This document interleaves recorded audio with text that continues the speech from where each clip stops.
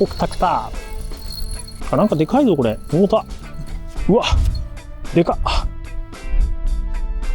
よし、来た。うわ、でかいでかいでかい。おー、止まらねえ。これは取りたい。よし。背中側からスッと。うわ、これすごい美味しい。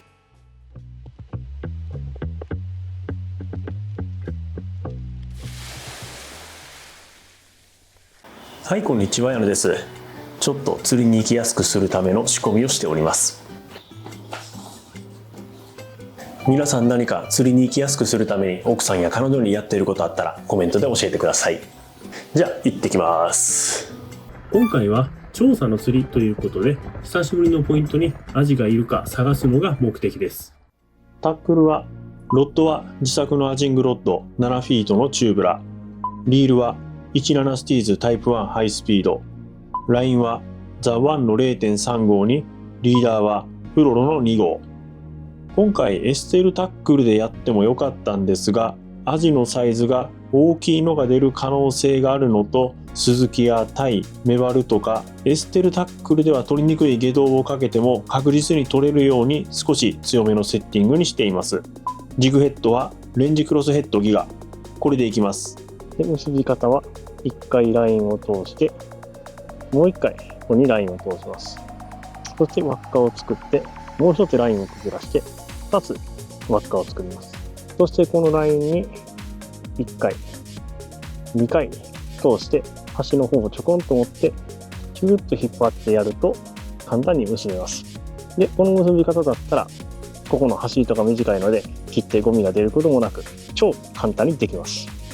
ワームは気分的にアジアダーのクリア系でいきます。ちなみにワームのカラーはグロー系とクリア系の2種類でラインナップしています。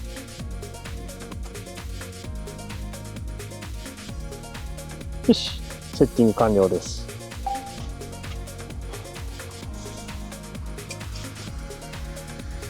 さあ、先に今日は塩氷作っておきます。先に塩氷を作ったら釣れないというジンクスがありますが、まあその時はその時で。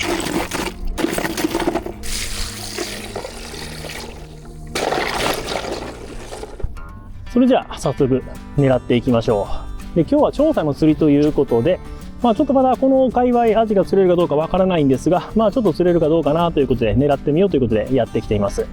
さあどうでしょうか。釣れるかな。で、釣り方はもう表層付近から探っていきます。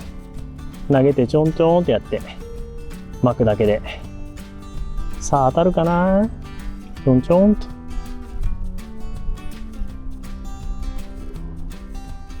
お、来た来た。来た来た。あ、でもこれなんだ、アジ？あ、なんかえらいでかい、なんかえらい遠くがあるけど、これなんだ、アジ？あ、なんかでかいぞこれ。重た。なんだこれ。うわ、メバル。うわ、でかっ。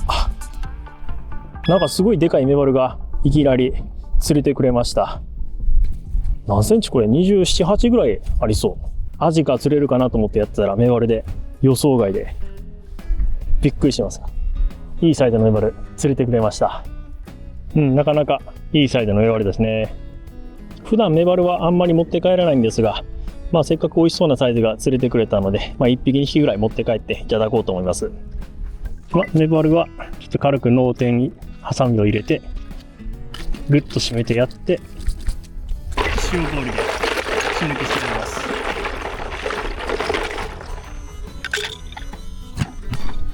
針先をチェックして、で問題ないのでいきます。さあ2匹目というか、さあアジが釣りたいんですが、ちょっとね1匹目からメバルが釣れたんで、もしかしたらここにはアジはまだいない可能性がありますね。やっぱりどうしてもメバルとアジが混在していたら、アジの方が遊泳力があるので先に食ってくることが多いんで、メバルが先に釣れたってことはもしかしたらアジが出ない可能性もありますね。なのでちょっとさっきよりかはレンジを入れて探っていきます。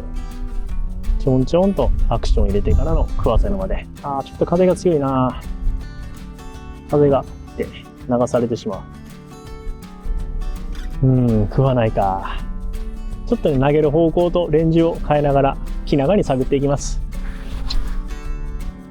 ちょっとね、風が吹いているので風の影響を受けないように竿を下に下げてレンジを取っています。よし。で、豆腐系を回収して、ちょんちょんちょんとアクション入れて、食わせの間。ちょんちょんちょんとアクション入れて、そして食わせの間。という感じで探っていきます。よし、食った。あれ、でもなんかすげえ小さいな、これ。なんだこれ。アジか。来た来た来た。あれメバルだ。そろそろアジが入っているかなと思って来たんですが、またメバル。これはもしかしたらちょっとアジは入っていないかもしれないですね。これはリリースです。メバルだったんで、また投げる方向をちょっと変えていきます。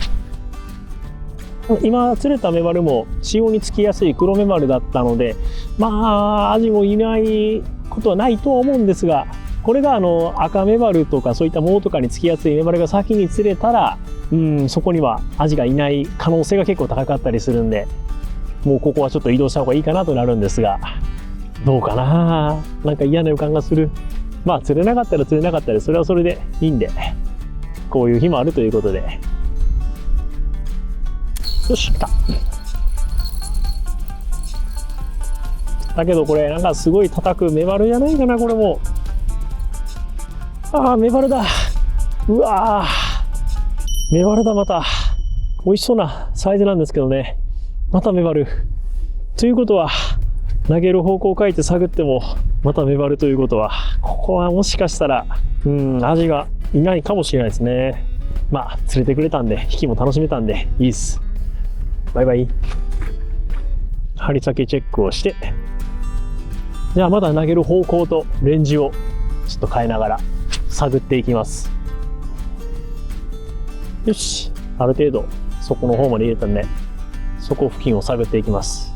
ちょんちょんちょんとアクションで食わせのまで。よし、食った。お、なんだこれ。お、なんだこれ。叩く。あ、これタイじゃないんかな。うわー、なんだ。うわ、でかいでかいでかい。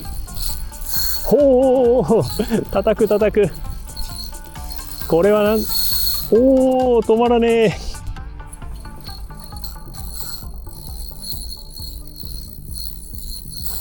止まらねえ。おー、これは多分タイ。叩く。ガンガン叩く。浮いた。よし。タイだ。とっとっとっとっと。美味しそう。美味しそうなタイ。これは取りたい。よいしょしょ。よし。入った。オッケー。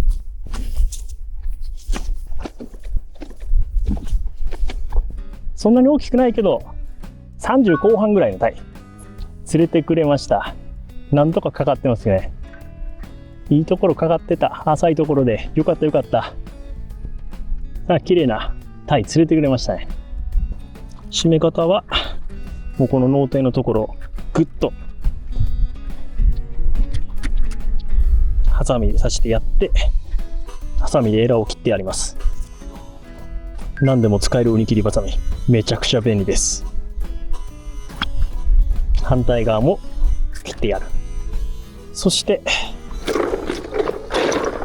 塩氷に入れてジャブジャブジャブってして塩を出してやります。いや、クーラーに入るサイズでまだ良かったです。ではちょっとね、タイが釣れて場所が荒れたっぽいので、他のちょっと立ち位置を変えて釣っていきます。タイ以外もメバルばっかりだったんでね、ちょっとあのまま続けてもアジはいないかなと思ったんで、ちょっとだけね、移動しました。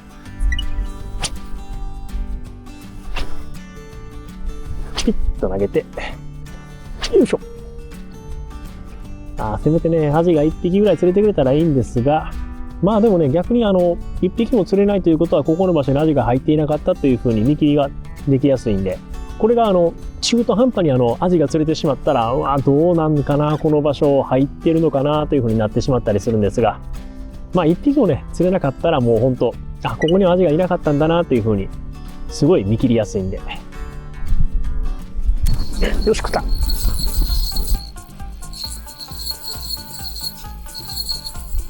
抜けた。抜けたー、もったいねえ。藻化け、藻にちょっとかかったのか。残念、もったいない。でも当たりがあったら、テンションが上がる。もうちょっと帰ろうかなと思ったけど、当たりがあったんで、あと何とかして延長します。で、何度移動しようかなと思って、ちょっとあと一頭カメラ切ってやってたら、アジが釣れました。いましたね、アジ。なかなか美味しそうなサイズです。でも25、6ぐらいですね。アジ釣れてくれました。ちょっとね、釣れるシーンがなかったのが心残りなんですが、いましたね、アジ。プツンと締めて。そして、塩氷で血抜きしてやります。いや、でもこの場所、アジがいないと思ってたら釣れたんで、なんか判断にすごい困りますね、逆に。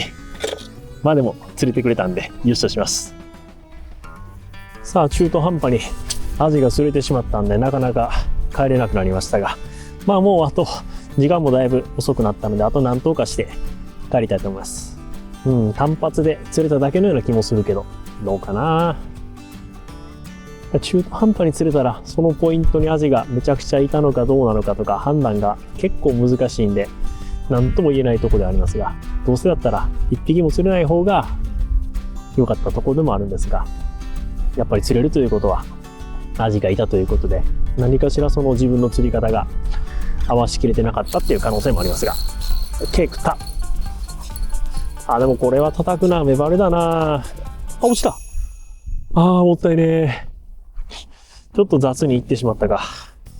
なんか当たりがあるんで、ついついやってしまう。かなやっぱみんなそうですかね。当たりがあったら帰れないっていう人います？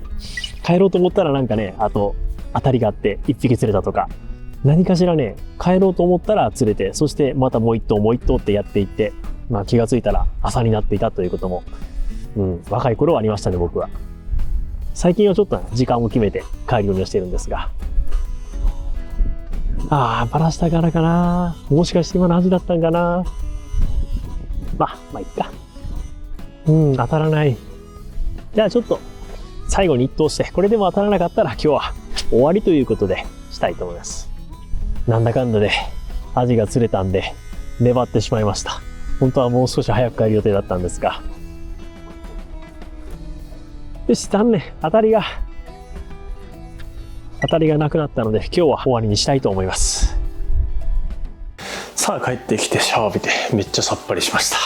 で、魚さばく前にちょっと喉乾いたので先に一杯いただきます。じゃあお先にいただきます。うまっ。今日の釣果がこちらになります。まずがタイ、そしてメバル、そしてアジ、そしてこちらがアナゴ。これは近くで釣りをしていた友達にもらいました。これらになります。今回の魚は刺身系で食べたいので、まずはエラと内臓だけ出して下処理しておきます。ちょっと珍しくアジ以外の魚がいっぱいいるので食べるのが超楽しみです。さばく前に包丁を研いでおきます。どうしても使っていくうちに切れ味が悪くなるので定期的に研ぐようにしています。日本の出刃包丁を使っていますが、こうやって研ぎ直すことによって長い間使えるのでいいですね。で、ここにバリが出ているので、最後は軽くバリを取ってやって、水で流して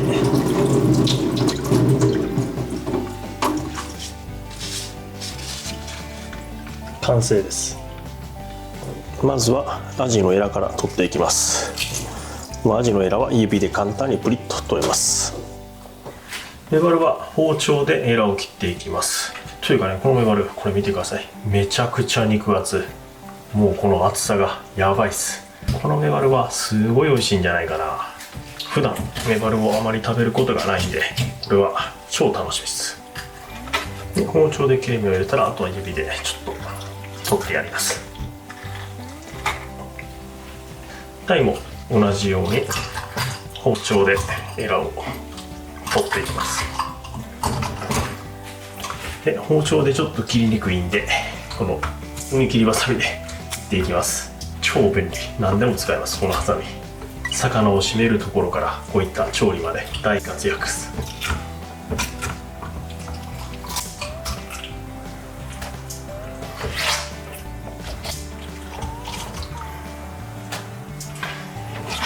よし、エラ取りまで行きました。で、お腹だけ出しておきます。お、白子が入っていた。今回入ったエリアのアジも産卵絡みのやつですね。うわ、すごい。もうこれだけ白子がたっぷりだったら産卵がだいぶ近いタイプのアジ。これは産卵が近くてシビアだったので、実際結構な数がいたけどよう釣らなかっただけっていう可能性もありますね。これは釣れたアジの状態からその時のポイントの状態を妄想しながらやっています。さあ次はメバルですが、メバルのお腹はどうでしょうか。何食ってるかな。特段入ってないかな、これといっては。小さい、なんかこれ網エビみたいな食ってますね。目玉がちょこちょこ見えます。こういうの食ってたんだ。お、肝もでかい。肝も大きいのがあるので、これはまた別で煮つけていただきます。次は鯛の内臓を出していきますが、口の中にこれは寄生虫、鯛の絵っていうのがいないですね。結構鯛釣ったら結構寄生虫がいたりするんですが、この口のところに鯛の絵ってやつで、これはついてないです。で、お腹を出していきます。鯛もそろそろ産卵のタイミングなんで卵持ってそうですけど、この鯛はどうかな。これ持ってますね、卵。やっぱ卵入ってました。取りにくい。卵ががっつり入ってますね。下側にも卵。卵は別で煮つけでいただきます。これがアジだったら卵があってもそこまで卵に栄養を持ってかれずに結構体に油が入ってるんですが、鯛はどうかな。卵があるからちょっと身があまり美味しくないかもしれませんね。そのあたりは食べてみないとわからないんで。で、内臓を出したら洗ってしっかりと残った内臓をのけていきます。やっぱり今日はメバルがすごいコンディションがいいな。鯛はなんかちょっとやっぱ身が薄い気がしますね。でも食べてみないとわからないんでどうかな。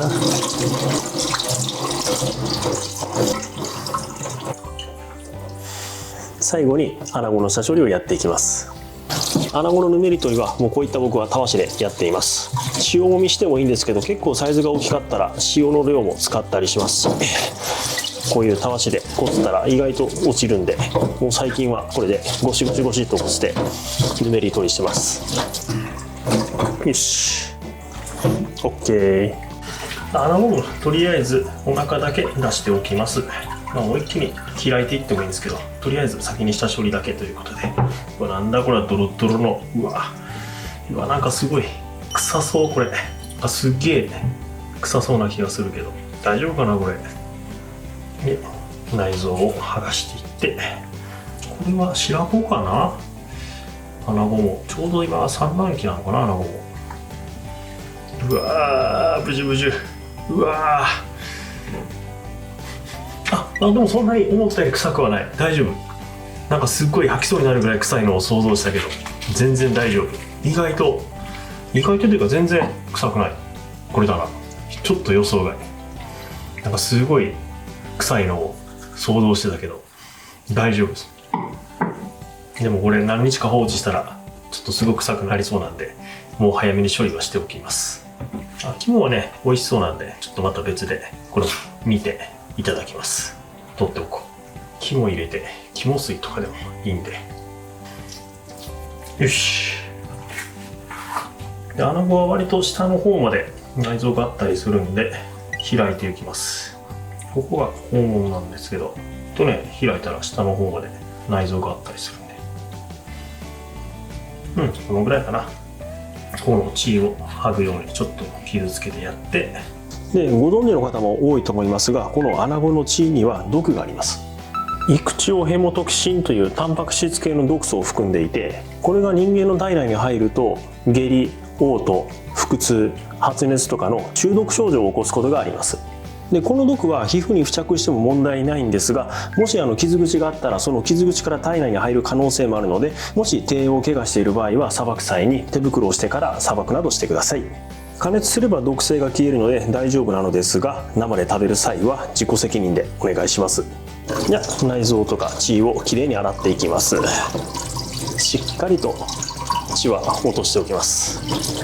それもしかしたら刺身で食べるかもしれないんで、これはまあでもどうしようかな、火を入れてもいいけど、まあちょっととりあえず下処理だけしてどう食べるかはまた料理する時に考えます。よし、きれいに血が落ちました。でキッチンペーパーで水気を取って内臓とエラにキッチンペーパーを詰めていきます。他の魚も同じようにやっていきます。じゃあ下処理終わったんで、この状態で冷蔵庫で寝かせます。さあ2日間冷蔵庫で寝かせました。どうなっているかな。いい感じで熟成できてますね。特に匂いもなくバッチリです。で今回はタイとメバルとアジは和風カルパッチョ、そしてアナゴは刺身でいただきます。でタイは今回半身だけにするので片側だけ鱗を取ります。今日はメバルとアジとアナゴも他にあるので、これを全部食べたらお腹いっぱいになりそうなので半身だけにしておきます。メバルの旬って割と春と言われるんですが、個人的に初夏から夏にかけてのメバルが脂が入っている個体が多くて好きですね。メバルは1匹丸ままいきます。アジはそんなに大きくないんですが産卵期のアジなので結構ね脂が入っていると思います。ただちょっとサイズが小さいので今回は2日間寝かせるだけにしました。もう少し大きかったら4日5日寝かせてもいいんですが、このサイズだったら2日ぐらいかなと思います。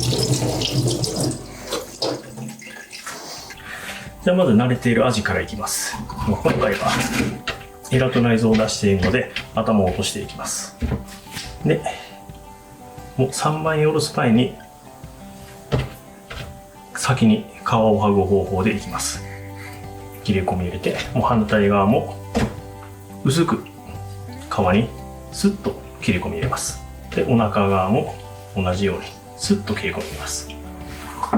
そして先にこの背中側つまんでやって皮を剥いでやります。ピリッと、うわ油がすごい、うわちょっと指触っただけでぬるっとビリビリビリっと片面皮を剥げました。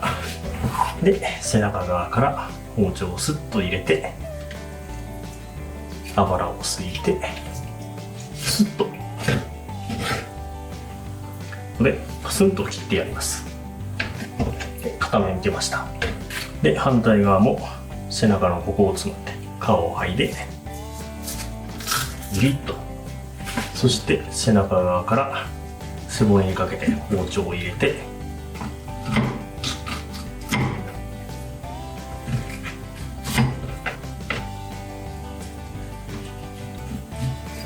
でここの油をすいてパスンと切ります。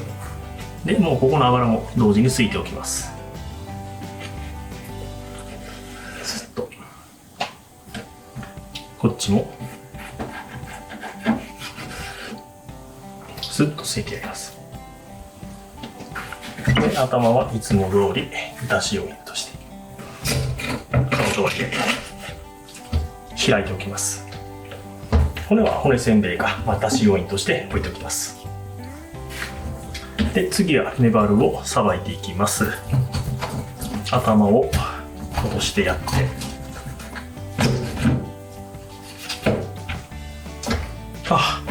キッチンペーパーキッチンペーパー取り忘れてたちょっとたまにこれにやりますが危ない危ない。で頭を落としたらメバルはもう皮は後で剥ぎます。背中側とお腹側に案内を入れてやってで背骨に沿っていきます。よし、油を切ってやってそしてプスンとすいてやります。片面いきました。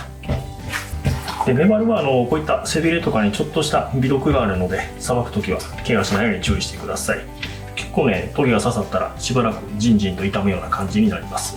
ちょっとトゲが刺さった場合はぬるま湯につけるとタンパク毒なので痛みが和らぐので、ぐさっと刺さって痛い場合はぬるま湯につけておくと痛みが和らぎます。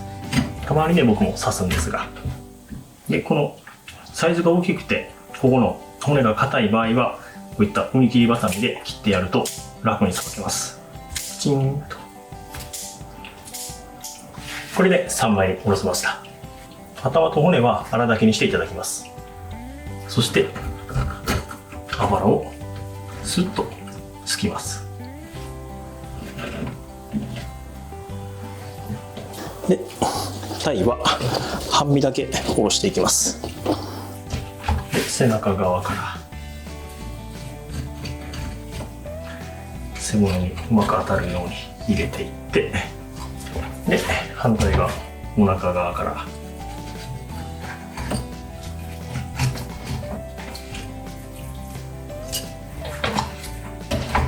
で、いつもね、タイとかこの骨が硬いんで僕包丁で落とすのが苦手なので、メバルと同様にこのハサミでここの骨を切ります。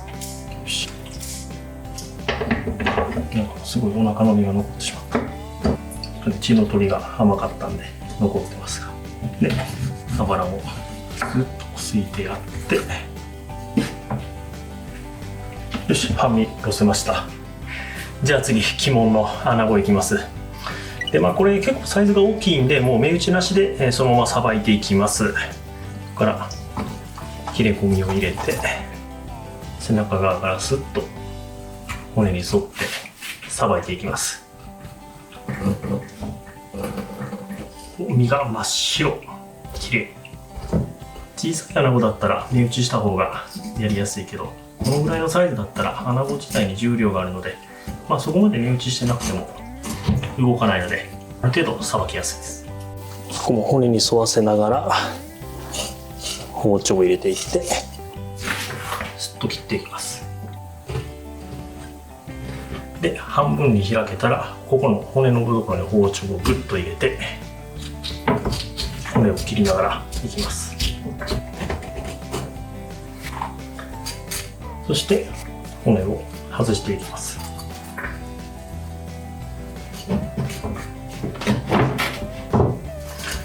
で最後骨を外して開けました。ちょっとね、血がついている部分は食中毒になってもいけないので、塩水で洗っても食べてもいいんですが、今回ちょっと刺身で食べるところはこの血がついてない部分だけにします。でここまでできたら頭を切り離します。取れました。穴子の骨は骨せんべいで食べるので別でのけておきます。そしてヒレを外していきます。ビーッと引っ張って取っていきます。よし、取れた。で刺身で食べるのはこのぐらいの範囲なので、ここでカットしておきます。このぐらいにしておきます。で残りはまた別の日に天ぷらでいただこうと思います。血合い骨はもう包丁で切ってのけます。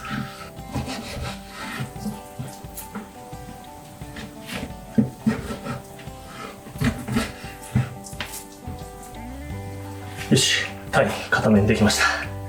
でメバルとアジの血合い骨は骨抜きで抜いておきます。骨がごつい。よし。で次はアジの血合い骨。真ん中でスパンと切った方が楽なんですが、ちょっとね最近は見た目にこだわるようにしています。ちょっとね手間なんですけどね、頑張って抜いています。でメバルの皮を引いていきます。尻尾の方から切れ込みを入れて、皮を1枚残す形で包丁を入れてやって、スーッと引いていきます。お、結構上手にいけましたね。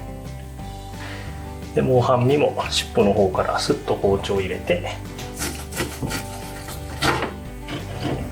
これも結構いい感じで皮引きました。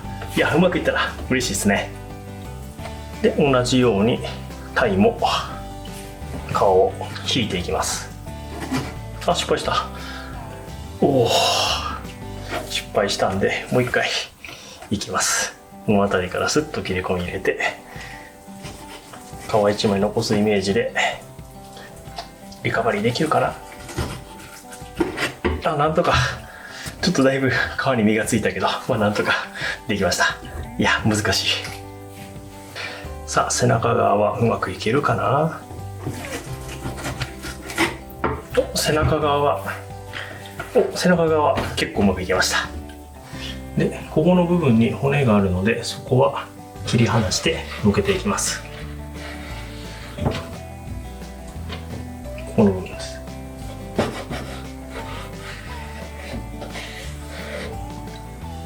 そして皮を引いていきます。この辺りから包丁をスッと入れて押さえながらスッと皮一枚、皮だけ切るようなイメージで、結構綺麗にできました。気持ちいい。そしてハラミ側も引いていきます。ちょっと身が残ってる気がするけど、まあいっか。よし。あ、なんだかんだで結構綺麗には取れました。先にタイから切って盛り付けていきます。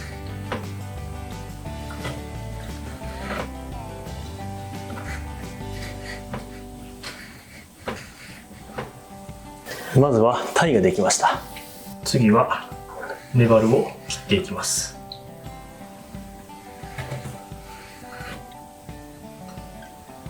このメバルはすごい脂が乗ってる。個人的に今日の4種類の中だったらメバルが一番うまいんじゃないかなと思いますね。コンディション的に。メバルもできました。そして次はアジをいきます。でも今日のこのアジの脂の乗りだったらアジもかなりうまいだろうな。で、アジもできました。で、穴子も薄く切っていきます。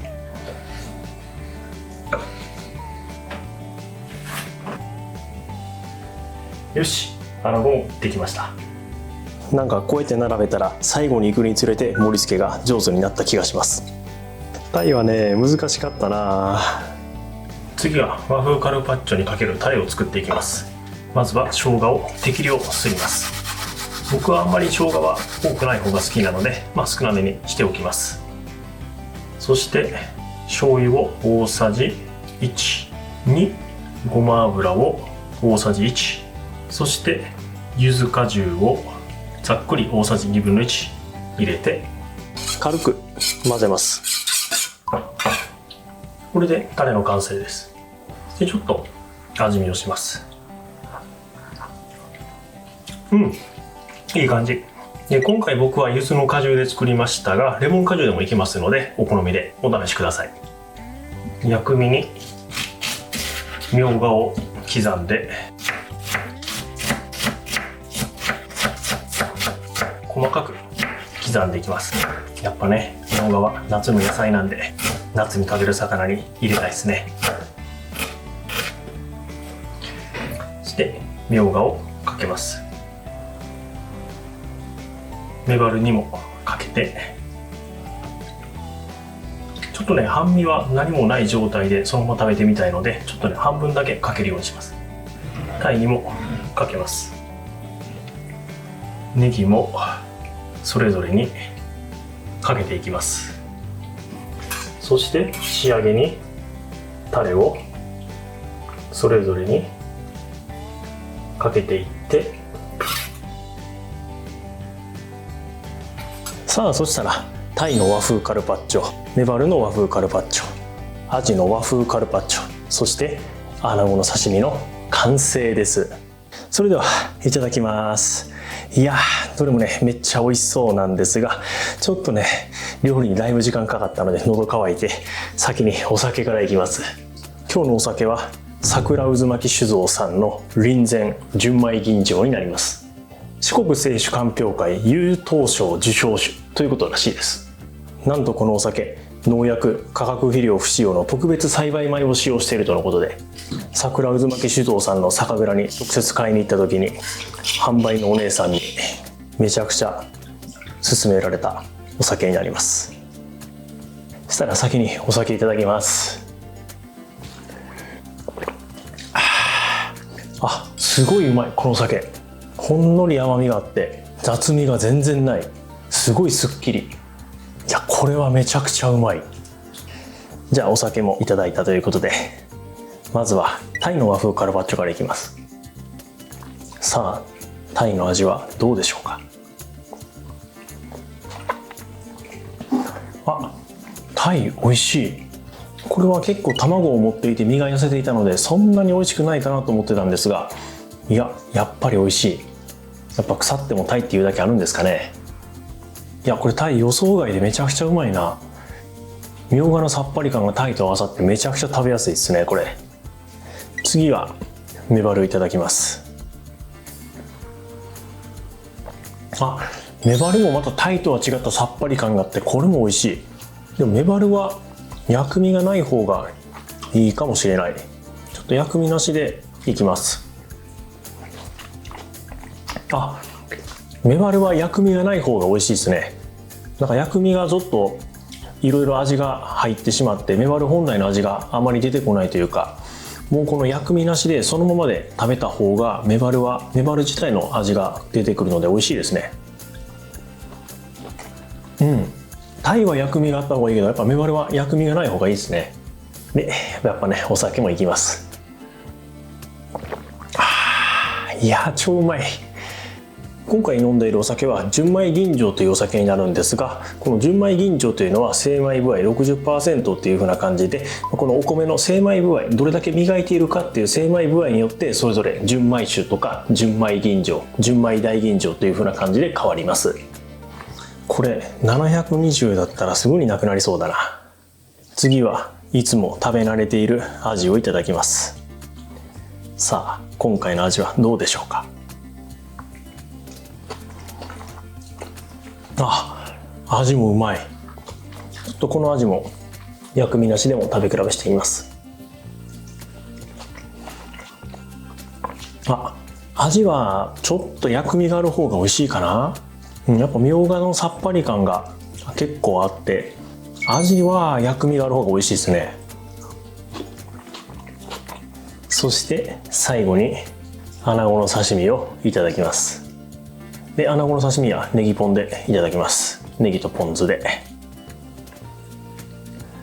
さあ、どうでしょう、穴子は。うわ、これすごい美味しい。濃厚。何これ、めちゃくちゃうまい。